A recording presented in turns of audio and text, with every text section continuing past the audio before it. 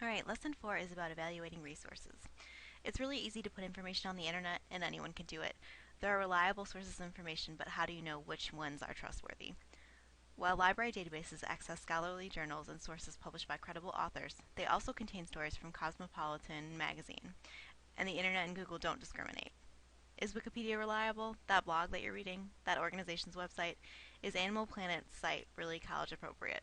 There are tools in this lesson to help you evaluate the internet and whether to include the source in your paper or not.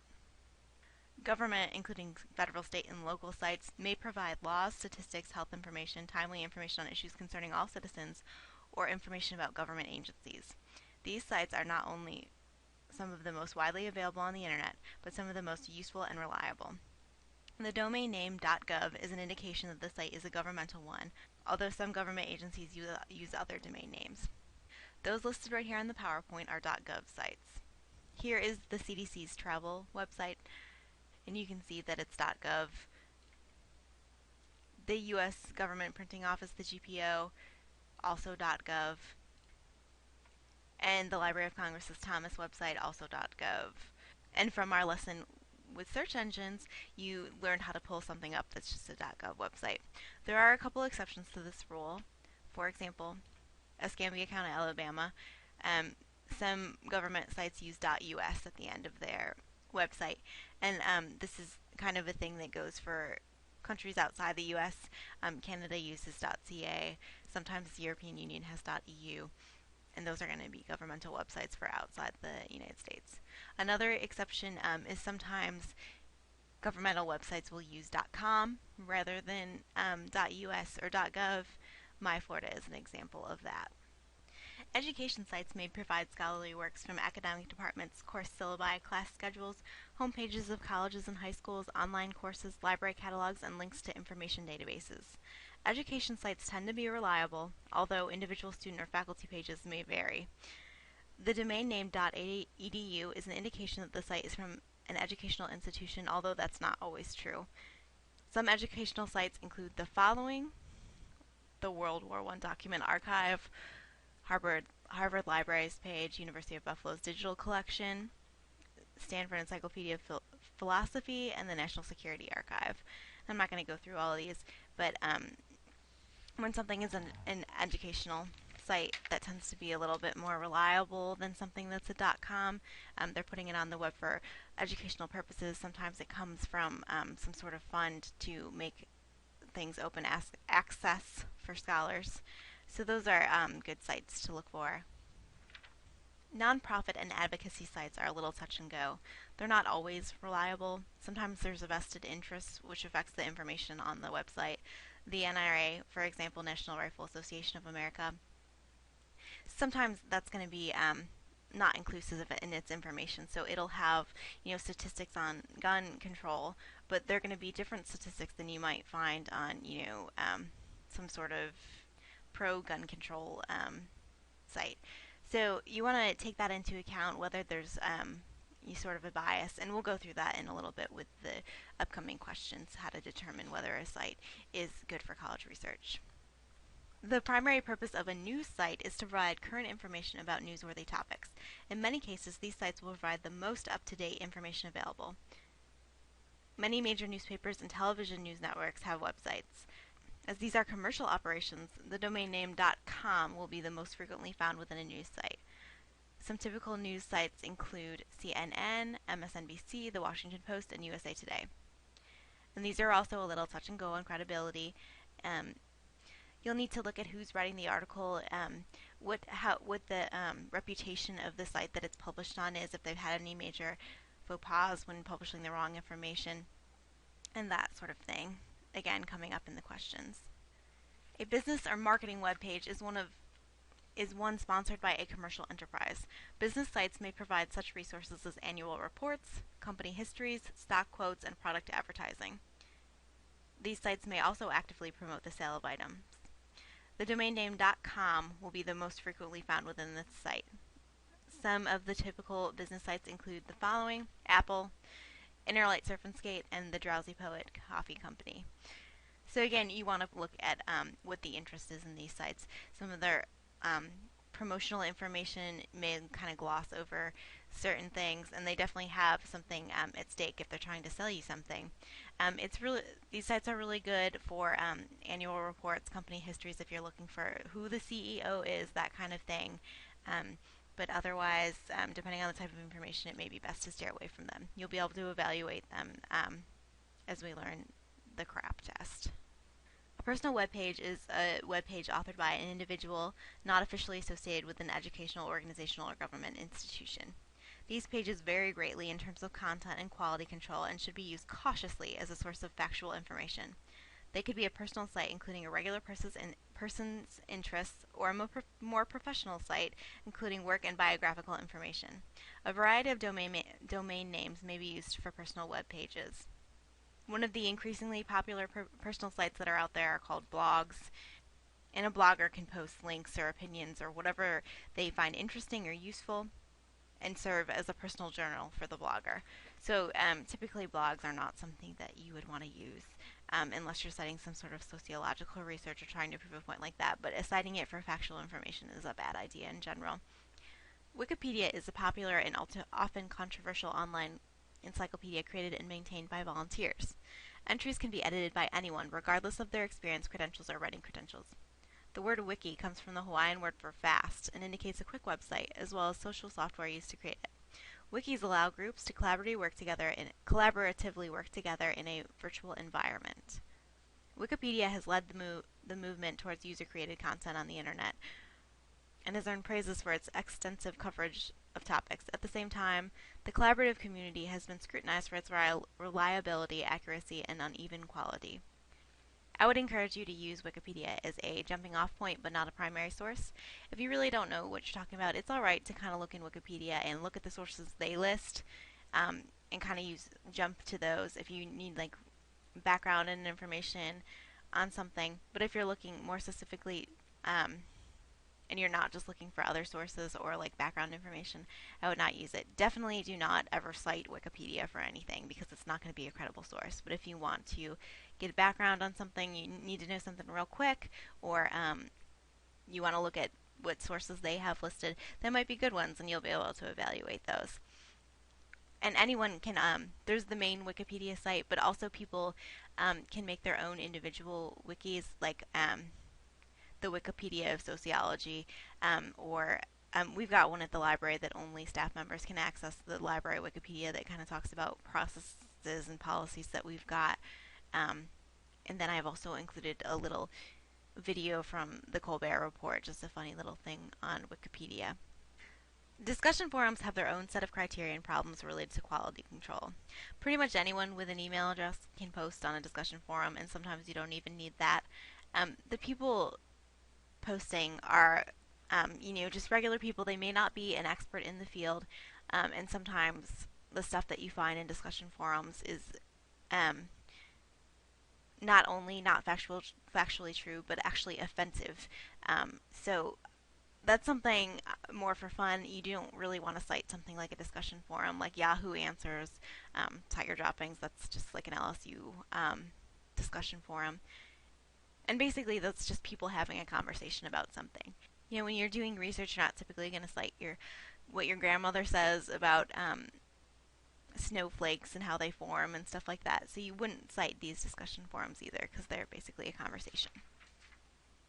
Okay, now on to the tools that you use to evaluate your sources, websites, or if you're looking at a news article or anything really, you can use these evaluating questions. It's developed from the Merriam Library at California State University. It's just a little acronym, and I have some examples of questions that you would ask yourself for each one so you can determine whether it's good research or it's crap and you shouldn't use it. And the acronym is for currency, relevancy, accuracy, authority, and purpose. So let's talk about currency. Currency is the timeliness of the information. If relevant, when was the information gathered, posted, revised? Are all the links functional and up to date? Is there evidence of newly added information? These are things you want to ask yourself when you're looking at a website or article. Is your research up to date? And does currency matter for what you're looking at? If you're taking a historical perspective on something and you want to see How were research classes taught before computers or something like that? You might want to look in an old textbook, that's 30 years old or something like that to get information. But if you're looking for something just, a regular up to date topic like gun control, you want to make sure that that source is within 10 years, first of all, 5 years for medical research, and you want to make sure that it is the most current source available to you. So you can kind of see if even if there's no date posted, you can kind of like check from the links and other evidence of newly added and see if anything has been added recently, and just to make sure it's the most current thing available.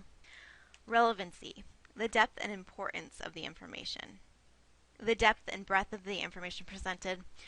The depth is how deep it goes into the subject. So how detailed is it, about pottery in 14th century China? How much do they know? Is it just a broad overview, or do they really know what they're talking about and have lots of details?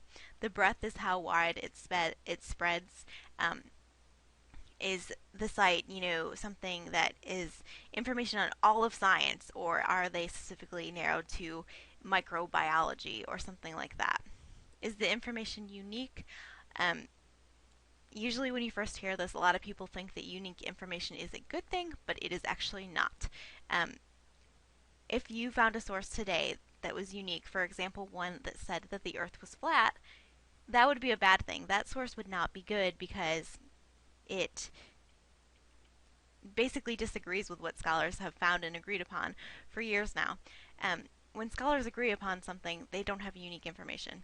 If you are more advanced when you're researching, not probably not now during college, but you would look at new studies being published, breaking information.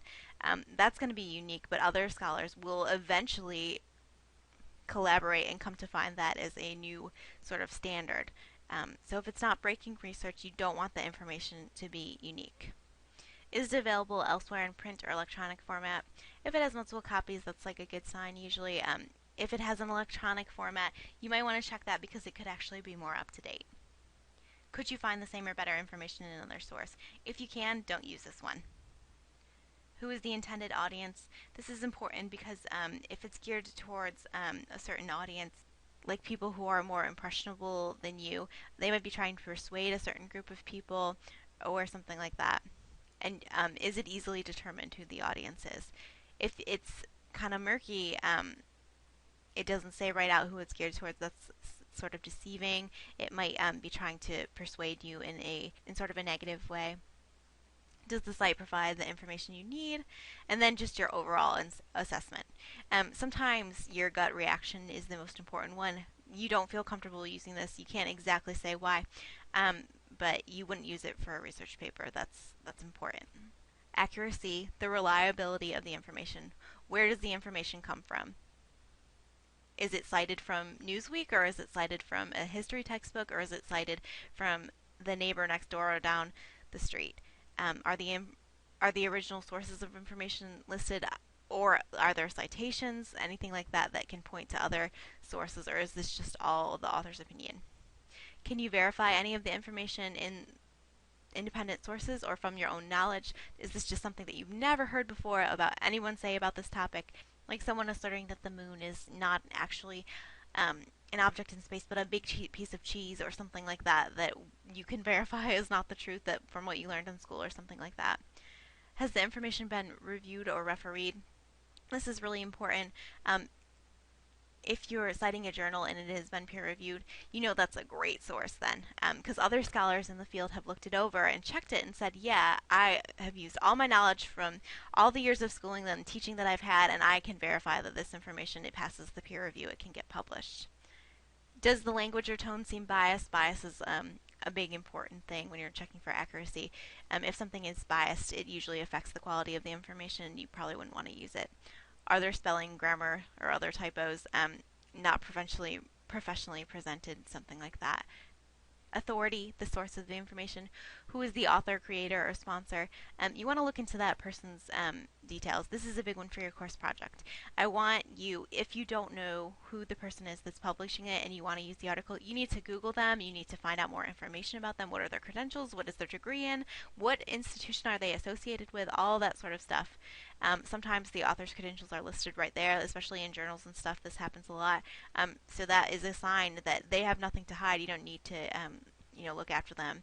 They are presenting their credentials right there as a sign that they know what they're talking about. When people, doctors on their office door have their name, comma, MD. Is the author a teacher or a student of the topic? This is important. Typically, information from a teacher is much better. Sometimes you can use stuff from a published dissertation, but typically you don't want to go out and use a student's website because they're not an expert yet. Does the author have a reputation? If someone has a reputation for publishing things that aren't true and then retracting them, for example, James Fry with A Million Little Pieces has a reputation for kind of lying via his biography. So when you read something by him, you wouldn't think that it was on the best authority. Is there contact information such as an email address? If the website has contact information for the person, you can kind of check with them and verify things. And if the contact information is missing, it's kind of a sign that you're not sure what the credentials of that person are. Has the author published works in traditional formats? This is a sign that the person is a scholar. So if a person has a website, but they've also published, a book, or they've written a newspaper article or a journal article or something like that, that gives them a little more authority here. Is the author affiliated with an organization? A lot of times, if someone is backed up by a news organization or a big university, that's a sign that they're more credible because the university or whoever is throwing their big reputation behind this person's authority. And if the organization supports or sponsors the page, that's even better. They're really saying that this person has a lot of authority. So professors' websites, if they're through the college, they have their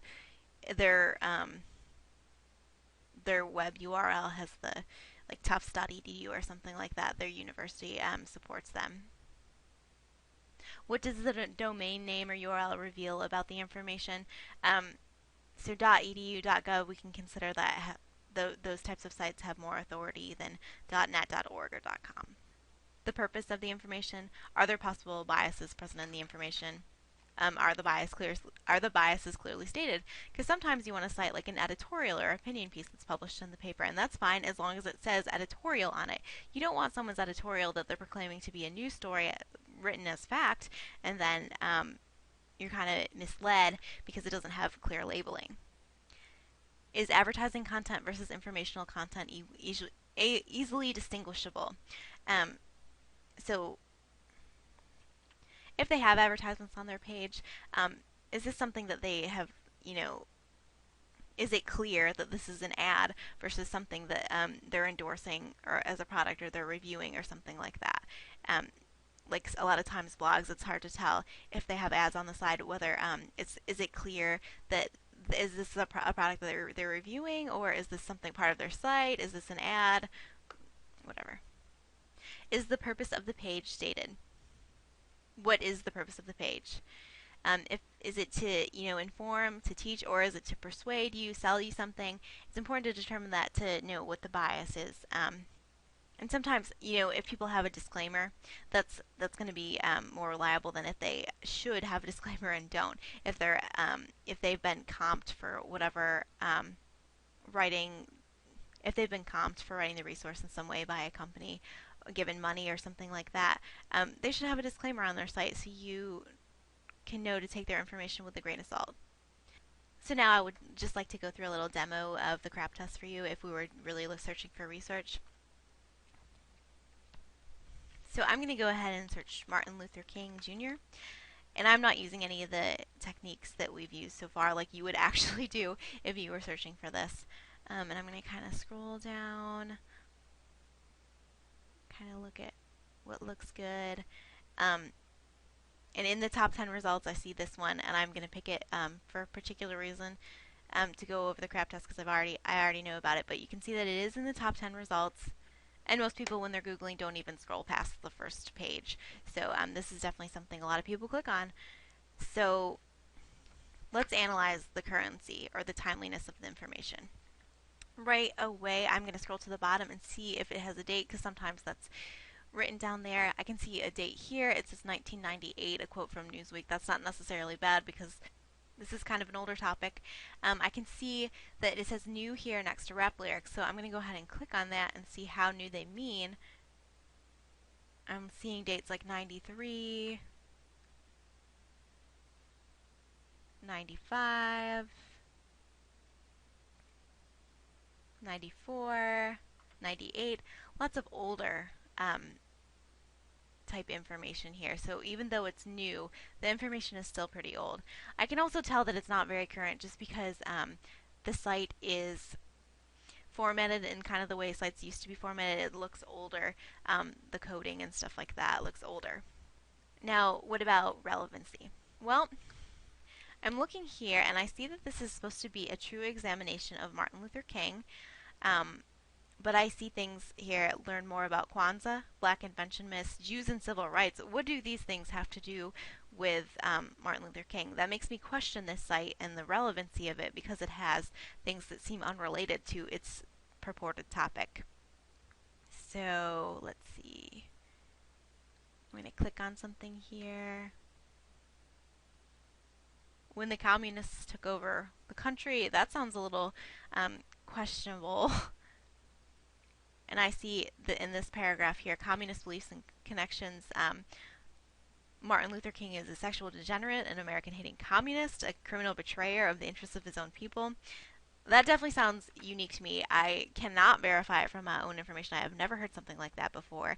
Seems a little ridiculous to me, and makes me question. I definitely would not use this as a research paper, so it's failing on the second component of the CRAP test as well. Let's go back to the home page. Onto relevancy.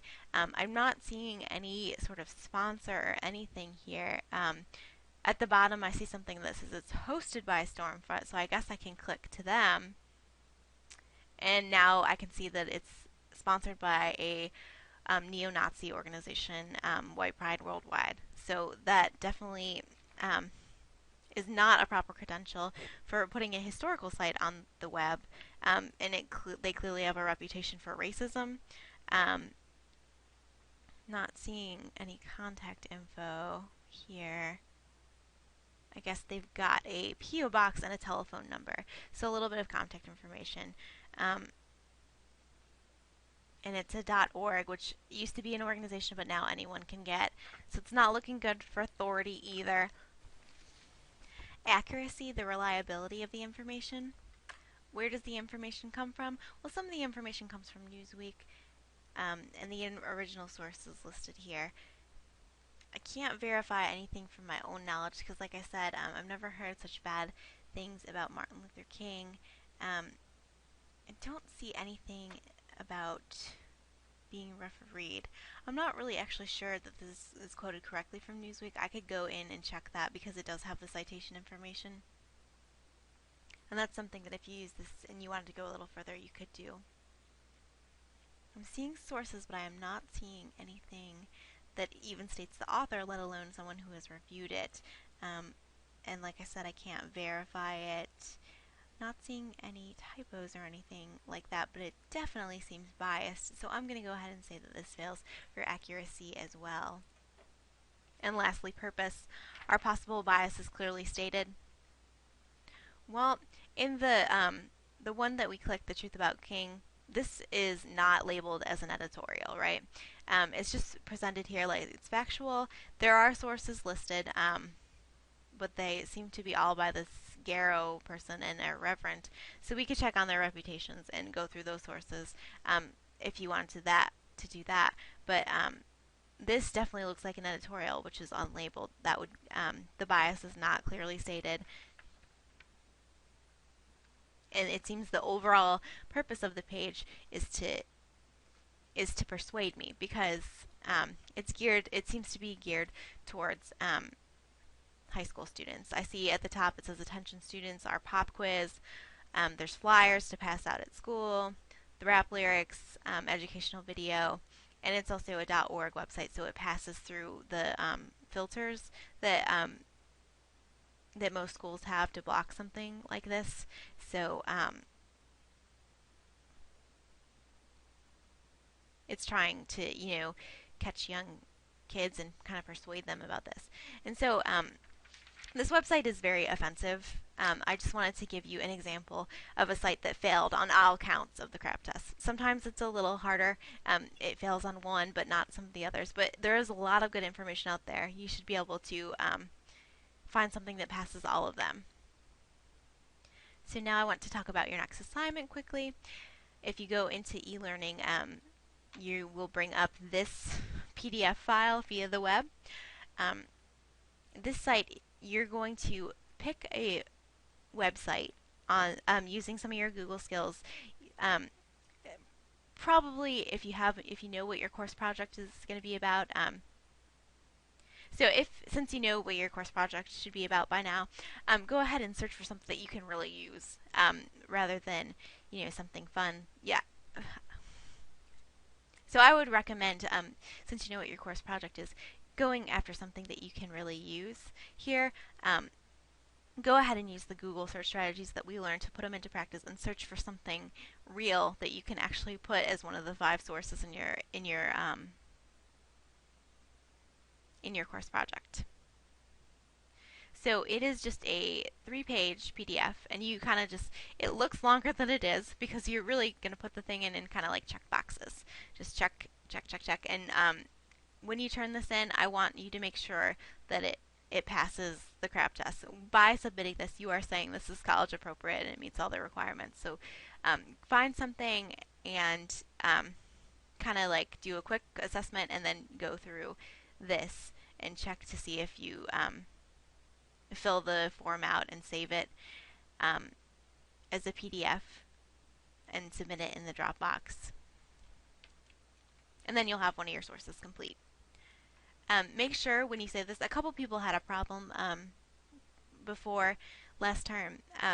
When it saved, it was blank. So make sure after you check something and you go to the save button down here that it actually saves what you've written, because you don't want to submit something in the Dropbox that's blank. Alright, well, if you have any questions about anything, go ahead and post them to the discussion forum.